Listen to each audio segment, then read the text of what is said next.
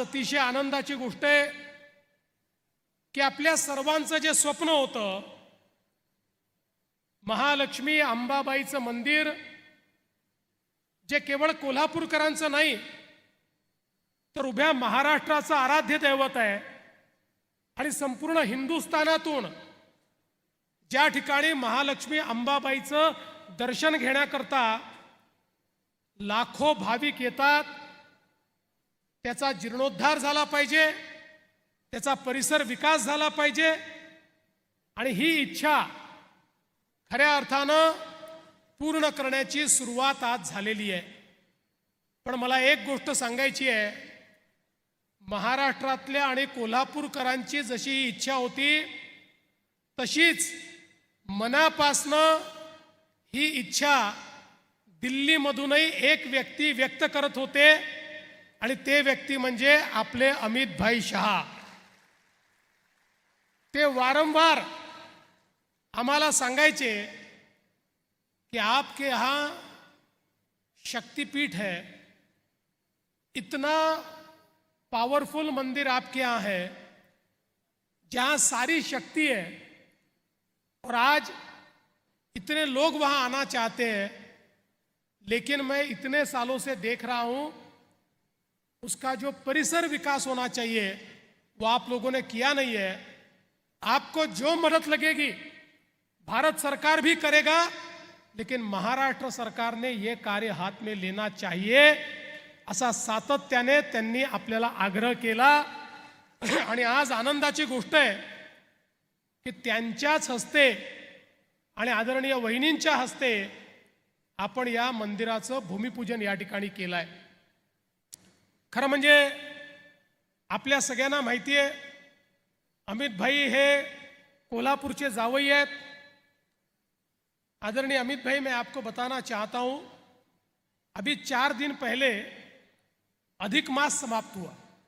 आप 4 दिन लेट आए क्योंकि हमारे महाराष्ट्र की एक परंपरा है, या अधिक मास में धोंड्याचा महीना होता है और इसमें जवाई की सेवा करनी पड़ती है।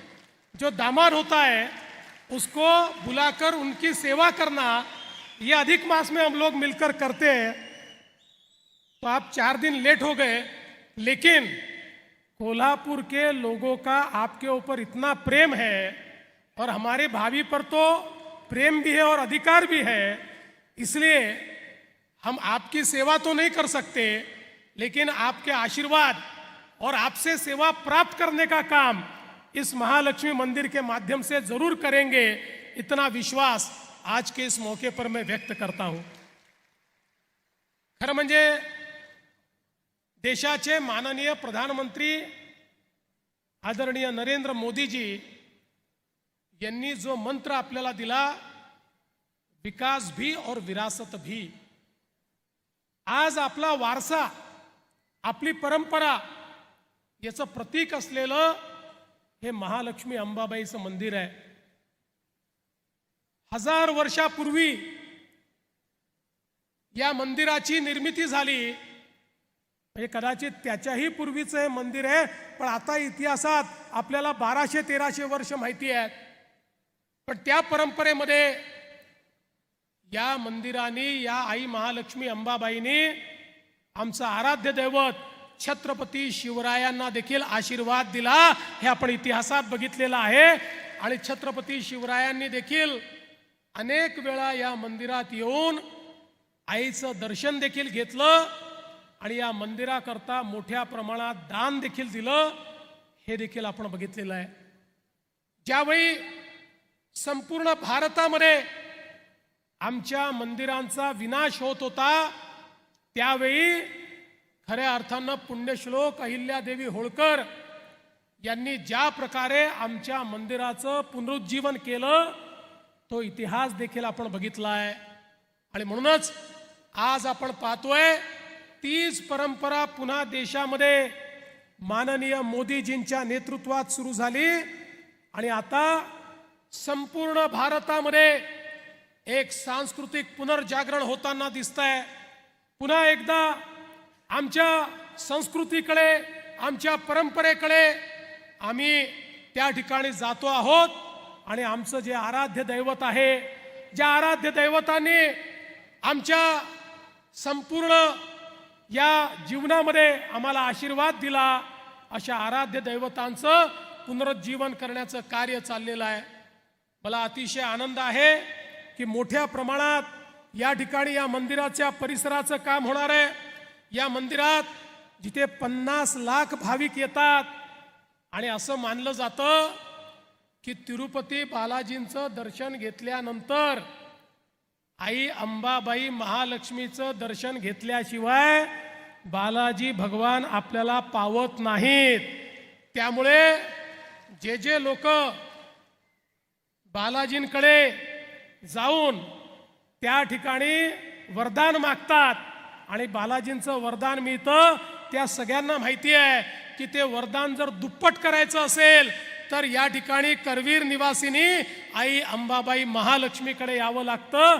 आणि म्हणून इथलं जे काम आता आपण हातामध्ये घेतलेलं आहे, हे काम अत्यंत व्यापक, भविष्यातले 100 वर्ष या मंदिरात येणाऱ्या लोकांची सेवा करता यावी अशा प्रकारचं कार्य या ठिकाणी हातात घेतलंय. आणि यासोबत जसं शिंदे साहेबांनी सांगितलं, पंढरपूर आमच्या पांडुरंगाचाही कॉरिडॉर आता याच वर्षी त्याचंही बांधकाम आम्ही सुरू करतो आहोत.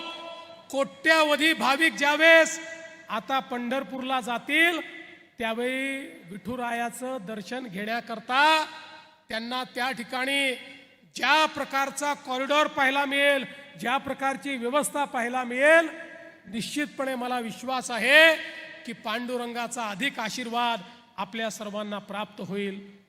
महाराष्ट्र देशातलं एकमेव राज्य आहे की ज्याच्यामध्ये 5 ज्योतिर्लिंग आहेत. या 5 ज्योतिर्लिंगांचा विकास आपण सुरू केलाय. त्र्यंबकेश्वर असेल, घृष्णेश्वर असेल, भीमाशंकर असेल, परई बैजनाथ असेल, औंढ्या नागनाथ असेल, या सगळ्या ठिकाणचं एक प्रकारे त्या ठिकाणी मोठं परिवर्तन हे आपण सुरू केलं आहे. आणि मला सांगताना आनंद वाटतो, भीमाशंकरला तर एक मोठं आश्चर्य घडतंय. मंदिराच्या आजूबाजूचं जे पूर्ण गाव आहे त्या संपूर्ण गावाने आपलं स्थलांतरण मान्य केलं आणि गावच्या गाव 1.5 किलोमीटर पलीकडे स्थलांतरित होत आहे. आणि त्या ठिकाणी अतिशय सुंदर अशा प्रकारे भीमाशंकरची निर्मिती ही आपण करतो. आणि त्यासोबत आपलं दुसरं शक्तिपीठ म्हणजे आमच्या कोल्हापूरचे ज्योतिबा, त्यांच्याही परिसराचा विकास सावकार मोठ्या प्रमाणात आपण हातामध्ये घेतलेला आहे. आणि तेही अतिशय सुंदर पद्धतीनं तुम्ही जे वन त्या ठिकाणी तयार करतायत, एक प्रकारे हिरवगार अशा प्रकारचं काम हे त्या ठिकाणी देखील होणार आहे. हे सगळं होत असताना मला या गोष्टीचा आनंद आहे की ही जशी आमच्याकरता अध्यात्माची पंढरी आहे, ही जशी आमच्याकरता आमचं शक्तिपीठ आहे, तसा हा सगळा परिसर सहकाराची देखील पंढरी म्हणून ओळखला जातो. आणि देशामध्ये पहिल्यांदा मोदीजींच्या नेतृत्वात सहकारिता मंत्रालय सुरू झालं आणि मोदीजींनी त्याची जबाबदारी ही देशातले सगळ्यात मजबूत मंत्री माननीय अमितभाई शहा यांना दिली. आणि आज आपण पाहू शकतो या सहकारिता मंत्रालयाच्या माध्यमातून एकीकडे साखर उद्योगाला जिवंत ठेवण्याकरता, त्याच्यामध्ये समृद्धी आणण्याकरता इतक्या मोठ्या प्रमाणात वेगवेगळ्या योजना सुरू केल्या. मी बोलणार नाही, पण मला कल्पना आहे आजही अमितभाई काही चांगल्या योजनांची घोषणा या ठिकाणी करतील. आणि निश्चितपणे पुढचाही कार्यक्रम आहे त्याही कार्यक्रमामध्ये या विषयावर ते बोलतील. पण केवळ साखर उद्योग नाही तर संपूर्ण सहकाराला एक नवीन स्वरूप देण्याचं काम या देशामध्ये आणि महाराष्ट्रामध्ये माननीय अमितभाईंच्या माध्यमातून चाललंय. सहकारी संस्थांना मजबूत करायचं, पॅक्सला मजबूत करायचं, 17 प्रकारची कामं ही पॅक्सच्या माध्यमातून करायची आणि ग्रामीण भागात शेवटच्या माणसापर्यंत केवळ सहकार नाही तर समृद्धी देखील पोचवायची. अशा प्रकारचं कार्य माननीय अमित भाईंच्या माध्यमातून चाललेला आहे. आणि म्हणून बंधू भगिनींनो, आज मी फार काळ बोलणार नाही. अमित भाईंना ऐकण्याकरता आपण सगळे आलो आहोत. पण मी मनापासनं अमित भाई आपले आभार मानेन. सहकारितेच्या क्षेत्रात आपण जे कार्य केलं त्याबद्दल संपूर्ण महाराष्ट्राच्या वतीनं मी आपले मनापासनं आभार मानतो, आपल्याला धन्यवाद देतो. आणि पुन्हा एकदा करवीर निवासिनी आई महालक्ष्मी अंबाबाईचा आशीर्वाद आपल्याला असाच मिळत राहो अशी आईच्या चरणी प्रार्थना करून माझे 2 शब्द संपवतो. जय हिंद, जय महाराष्ट्र. कोल्हापूर जिल्ह्यातील सर्वच अचूक घडामोडींसाठी डिजिटल कोल्हापूरच्या सर्वच प्लॅटफॉर्मला लाईक, फॉलो, सबस्क्राईब करा.